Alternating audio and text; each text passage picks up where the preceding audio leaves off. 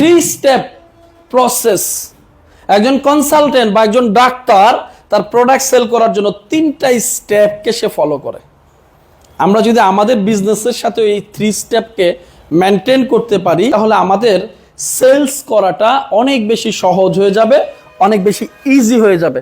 তাহলে আমরা এই মুহূর্তে জানবো 3 স্টেপ। আমরা এই মুহূর্তে জানবো 3 স্টেপ প্রসেস, কিভাবে আমরা আমাদের সেলসটাকে ইনক্রিজ করতে পারি। একজন ডাক্তারের কাছে যখন একজন রোগী যায়, ডাক্তার কিন্তু রোগীকে দেখেই ওষুধ দেওয়া শুরু করে না। আমাদের কাছে একজন ব্যক্তি আসলেই আমরা তার কাছে সেল করার জন্য উতালা হয়ে যাই, এর জন্য আমাদের সেল হয় না। একজন ডাক্তারের কাছে একটা রোগী গেলে সে 3টা স্টেপকে মেনটেন করে।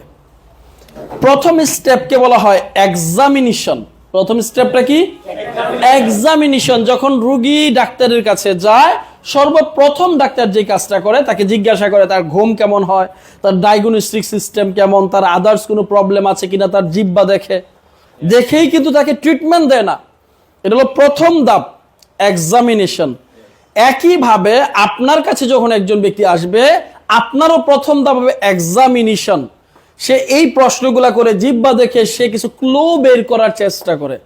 সেম আপনিও এক্সামিনেশন করবেন, তার পরিবারের সবাই কেমন আছে, তার বাবা কেমন আছে, মা কেমন আছে, তার সন্তান কেমন আছে।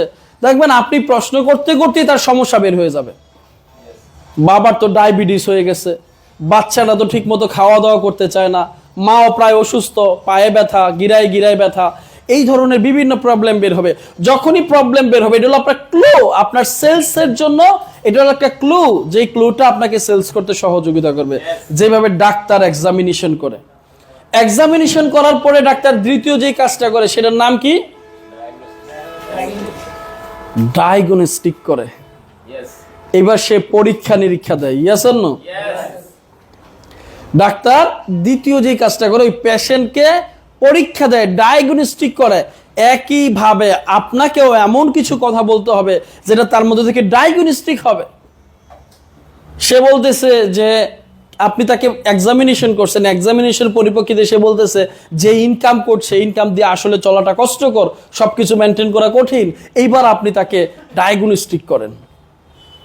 যদি এটার পাশাপাশি একটা এক্সট্রা ইনকামের সুযোগ পাওয়া যায়, তাহলে তার করার ইচ্ছা বা আগ্রহ আছে কিনা, বা এক্সট্রা কিছু করতে চায় কিনা, সে কি সারা জীবন জবই করতে চায় নাকি বিজনেসও করতে চায়, বিজনেস যদি করে তাহলে তার কাছে কেমন লাগবে, বিভিন্ন কথার মাধ্যমে ডায়াগনস্টিক করে তার প্রবলেমগুলোকে ফাইন্ড আউট করতে হবে। এমনভাবে একটা পরিবেশ ক্রিয়েট করতে হবে যেন আপনার কথাগুলোকে সে সহজে ইতিবাচকভাবে রিসিভ করে। একজন ডাক্তার তার কাছে রোগী গেলে ডায়াগনস্টিক করে। তৃতীয়ত ডাক্তার এবার দেয় তাকে ট্রিটমেন্ট। তৃতীয়ত কি দেয়? ট্রিটমেন্ট দেয়। এইবার সে প্রেসক্রিপশন লিখে দেয়, ওষুধ খাওয়ার পরামর্শ দেয়। এই ট্রিটমেন্টটা সে তৃতীয় স্টেপে দেয়। আর আমরা ট্রিটমেন্ট দিয়ে ফেলতে চাই প্রথম স্টেপে, যার কারণে আমাদের ম্যাক্সিমাম ক্ষেত্রে আমরা ব্যর্থ হই। আমরা ট্রিটমেন্ট দিতে হবে থার্ড স্টেপে গিয়ে, যেভাবে একটা ডাক্তার ট্রিটমেন্ট দিয়ে থাকে। হ্যালো, তাহলে আমরা যদি আমাদের সেলসটাকে ইনক্রিজ করতে চাই, আমরা প্রথমত একজন প্রসপেক্ট বা একটা কাস্টমারকে এক্সামিনেশন দিব, এক্সামিনেশনের পরে ডায়াগনস্টিক করব, এরপরে আমরা ট্রিটমেন্ট দিব, তাহলে আমরা রেজাল্ট পাবো। আমরা কি পারবো? Thank you. তাহলে এক্সামিনেশন, ডায়াগনস্ট এবং ট্রিটমেন্ট, এই 3টার মাধ্যমে আমরা পাবো একটা প্রপার ভালো রেজাল্ট।